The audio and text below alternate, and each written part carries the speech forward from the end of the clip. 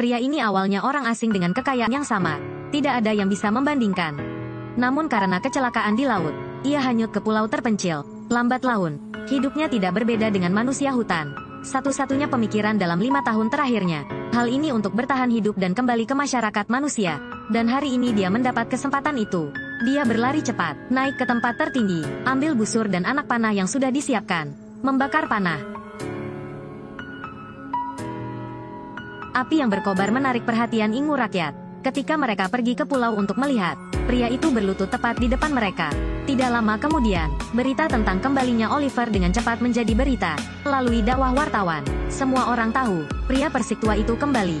Tapi apa yang mereka tidak tahu, Oliver baru saja pulang. Bagaimana kota ini akan berubah? Di rumah sakit, dokter itu heran melihat luka bakar besar di tubuh Oliver. Ditambah 12 patah tulang yang masih belum sembuh. Kata dokter, apakah orang yang berdiri di depannya mampu pasti putra yang menghilang tahun itu? Tapi untuk seorang ibu, meskipun tidak peduli apa, Anda masih putranya. Dia pergi ke kamar rumah sakit, pegang erat anakmu, ekspresikan nostalgianya bahkan jika dia tidak berbicara. Dan yang mengejutkannya adalah, John, yang biasa berdiri bahu-membahu dengan ayahnya. Tapi dia muncul di rumah ini. Pertemuan ini membuatnya merasa tidak mampu. Setelah menggunakan wajah tanpa ekspresi untuk menjabat tangan John, dia segera pergi ke pembantu rumahnya. Hanya ketika dia bertemu teman-teman dekatnya dia tersenyum. Melihat saudaranya kembali dengan selamat, adik perempuan yang bersemangat itu berlari ke bawah. Bergegas langsung ke pangkuan kakaknya. Ku sangat merindukanmu, kamu selalu mengingatku. Setelah transfer Mid Hanoi, Oliver melihat kembali ke tubuhnya yang terluka dan terluka di cermin. Dia tahu kepulangannya membawa misi penting. Saat aku melihat fotoku bersama ketika saya masih kecil dengan ayah saya jatuh ke dalam kontemplasi. Teman dekatnya Tommy menerima kabar bahwa dia ada di sini.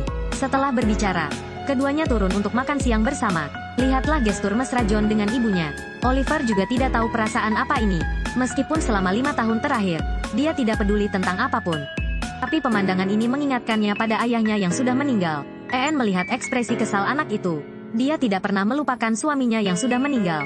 Hanya saja dalam 5 tahun terakhir, dia juga membutuhkan seseorang di sisinya. Jadi dia mendaftarkan pernikahannya dengan John. John juga berharap mendapatkan pengakuannya. Tapi Oliver tidak bereaksi sama sekali. Tanpa mengucapkan sepatah kata pun, dia berdiri. Tepat keesokan harinya, Oliver mengeluarkan peti kayu. Keluarkan buku catatan dan tas kain di dalamnya. Berikan batu bertulis untuk adikmu. Juga beritahu adikmu bahwa itu adalah jimat. Setelah itu, dia dan Tommy pergi jalan-jalan. Namun yang membuat Tommy terkejut, tempat pertama Oliver berhenti adalah di depan mantan pacarnya. Satu-satunya wanita yang merasa marah karena kepulangannya. Untuk apa kamu datang ke sini? Datang untuk meminta maaf. Ternyata 5 tahun yang lalu, saat Oliver masih menjadi flower boy dan pergi ke laut bersama ayahnya, ia mengundang seorang wanita cantik yang menarik untuk menemaninya. Orang ini bukan orang lain. Itu adalah saudara perempuan biologis Laurel. Sangat jelas bahwa pria itu berkhianat dan secara tidak langsung membunuh adiknya.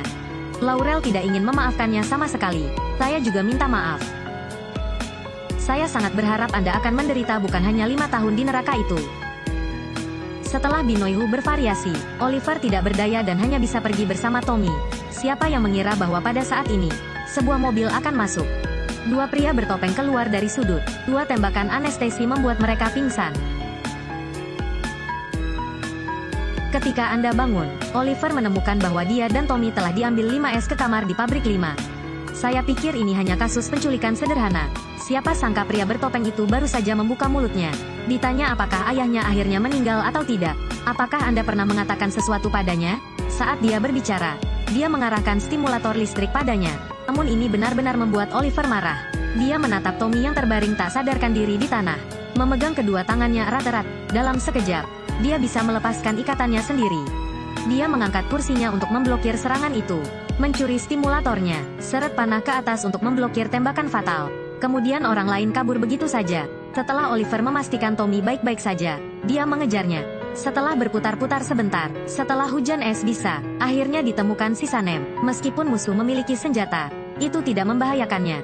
Oliver mengambil kesempatan untuk melawan.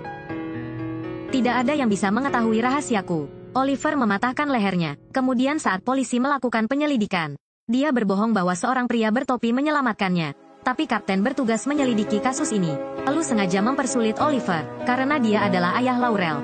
Dia untuk nama mengkhianati putri sulungnya, dan membunuh putri kecilnya. Tentu saja, saya tidak akan memberi Anda wajah. Setelah melihat polisi pergi, Oliver kembali ke kamarnya. Keong 12 dia mengeluarkan sejumlah catatan. Mengalami penculikan baru-baru ini, dia tahu dia harus bertindak cepat. Oliver memiliki beberapa kebiasaan yang sangat aneh. Tempat tidurnya terlalu besar untuk tidak tidur. Aku hanya suka tidur di tanah. Hanya butuh seseorang yang dekat. Saya akan segera menyerang perusahaan. Tapi setelah menyadari itu adalah ibunya, Oliver buru-buru mundur ke sudut. Tidak, mulut terus berkata maaf. Tapi ibunya tidak berniat menegurnya. Dia hanya menenangkan putranya dengan lembut. Bagaimanapun, dia jauh dari masyarakat beradab selama bertahun-tahun. Tidak sedikit pun, apa yang telah Anda alami dalam 5 tahun terakhir, dia juga mengalami penculikan ketika dia baru saja kembali belum lama ini. Karena untuk melindunginya, ibunya mencarikannya seorang pengawal. Dick adalah seorang tentara di Afghanistan. Setelah mendengar cukup banyak tentang Oliver, aku hendak membuka mulut untuk mengajukan beberapa pertanyaan. Saya baru saja berbalik dan menemukan bahwa kursi belakang kosong. Dia segera menghentikan mobilnya, tetapi ketika saya membuka pintu belakang, saya menemukannya. Oliver Tatsu sangat sensitif. Tidak lama setelah itu, dia mengambil tasnya dan muncul di daerah perumahan yang miskin. Ini adalah pabrik terbengkalai milik keluarganya. Hanya melihatnya melompat, dia dengan lembut memanjat pagar, ambil alatnya dan mulailah merenovasi ruangan. Sangat cepat, pangkalannya mengambil bentuk aslinya. Bukan hanya peralatan kelas atas, bahkan peralatan pelatihan tersedia. Penculikan sebelumnya telah membuatnya merasa bahaya mendekat. Dia harus bertindak cepat. Sistem menyelesaikan wasiat Ayah. Dia membuka peti kayu dan mengambil busur dan anak panah dari dalam. Buat panah Anda sendiri, kemudian lempar beberapa bola. Selesai disiapkan. Oliver mengeluarkan tudung dari masa depan. Dan gol pertamanya, pria botak itu bernama Adam. Nama ini persis monster, pencurian, pemerasan, membunuh orang untuk membakar. Tidak ada kejahatan untuk tidak dilakukan. Karena diserang, Adam langsung masuk ke dalam mobil. Hanya terdengar di luar bukan hanya ledakan, tapi ada juga suara juniornya jatuh, diikuti dengan suara kaca mobil pecah. Sebelum dia bisa bereaksi, dia dilempar keluar. Sebuah panah menunjuk lurus ke kepala. Oliver memberitahunya, diperlukan sebelum jam 10 malam pada hari berikutnya. Transfer jumlah tertentu ke akun Anda. Kalau tidak, dia akan membuat Adam membayar. Melihat Oliver hendak pergi, Adam segera mengutuknya. Tapi sebagai tanggapan, dia adalah anak panah. Pada saat dia berbalik, Oliver telah menghilang. Jelas bahwa Adam mengabaikan peringatan Oliver. Dia langsung memberitahu polisi keesokan paginya. Jangan hanya menyerahkan anak panah ke polisi. Dia juga meminta polisi untuk melindunginya 24/7. Sampai larut malam, Tommy mengadakan pesta untuk Oliver untuk merayakan kepulangannya. Tempat itu bertepatan dengan perusahaan Adam. Namun, yang membuat Oliver tak terduga, mantan pacarnya Laurel muncul di sini lagi. Tujuan Anda datang ke sini, itu untuk menanyakan hal-hal yang tidak dia ketahui.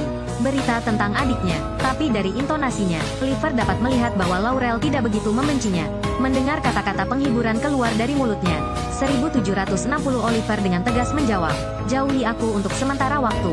Jika tidak, aku akan membuatmu terluka. Dan kali ini hanya akan lebih menyakitkan." Setelah mengatakan itu, dia bersiap untuk pergi menangani masalah Adam. Karena sudah waktunya, pihak lain masih belum bergerak. Siapa sangka Dick dimainkan dengan satu pukulan dan menghentikannya. Ada sedikit pengajaran. Tentu saja, Dick tidak akan membiarkannya lepas begitu saja. Namun, Oliver memanfaatkan Dick yang membukakan pintu, langsung memukul Dick pingsan. Di sisi lain, Adam telah mengatur tempat tidur gantung langit dan bumi. Dia pikir dia dilindungi oleh polisi dan pengawal. Pria bertopi, pasti tidak bisa masuk. Dan pada saat ini, sebuah panah tertancap di dinding. Dalam sekejap seluruh bangunan menjadi gelap. Oliver kemudian melompat keluar dari lift. Kalahkan setiap musuh secara bergantian. Suasana sepi ini membuat Adam dan juniornya tegang. Pengawal itu segera menyerang balik. Namun tak disangka ternyata orang yang tertembak itu adalah orang di sebelahnya. Oliver menembak panah lainnya, tangan ke bawah pria lain. Selanjutnya, menembak panah di dinding.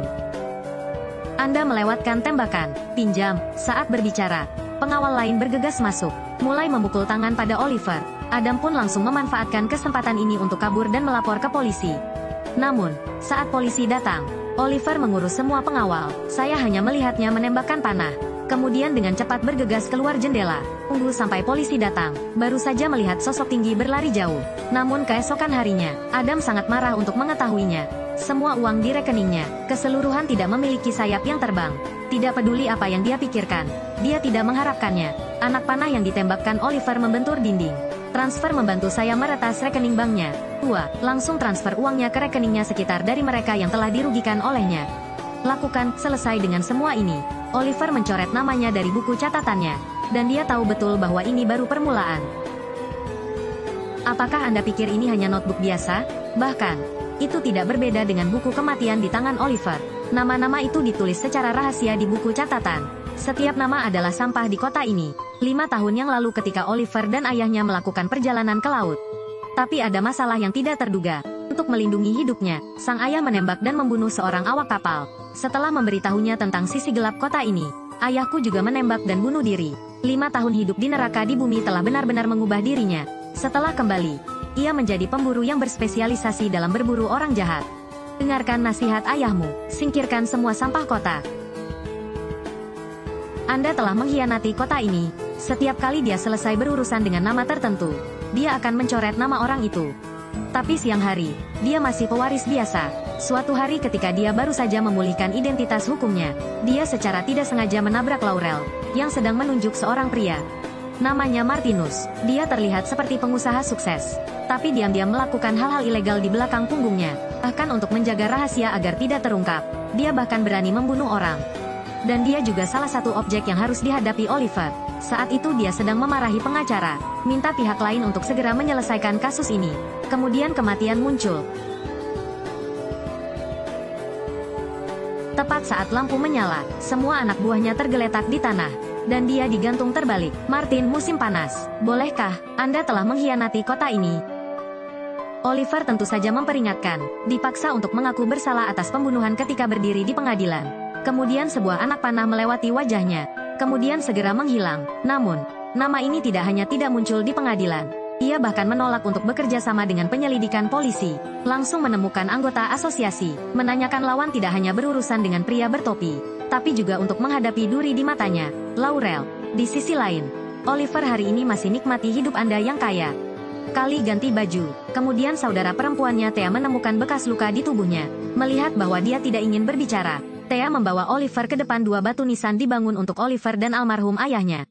Setelah memarahinya sekali, dia berbalik untuk pergi. Aku sedang tidak dalam suasana hati yang baik tapi hanya bisa datang mengetuk rumah Laurel. Tapi ketika mereka berdua sedang makan es krim bersama, Oliver tiba-tiba merasa ada yang tidak beres. Dia mengambil pisau dan menarik Laurel pergi. Namun, dimanapun Anda berlari, Anda akan bertemu dengan seorang pembunuh. Keduanya dikelilingi dalam sekejap. Dick bergegas masuk ketika dia mendengar suara tembakan. Juga bertarung dengan pembunuh wanita ini. Siapa sangka Dick sama sekali bukan lawannya. Pada saat bahaya Oliver melemparkan pisau. Meskipun dia menyelamatkan Dick, dia membiarkannya melarikan diri. Tapi ini juga membuat Dick merasa curiga. Melihat itu, Oliver mengatakan itu hanya keberuntungan. Jelas Dick tidak percaya, tapi dia tidak bertanya lagi. Oliver kembali ke markas dan mengganti pakaiannya. Apa yang dilakukan Martin benar-benar membuatnya marah. Ia harus membayar harganya.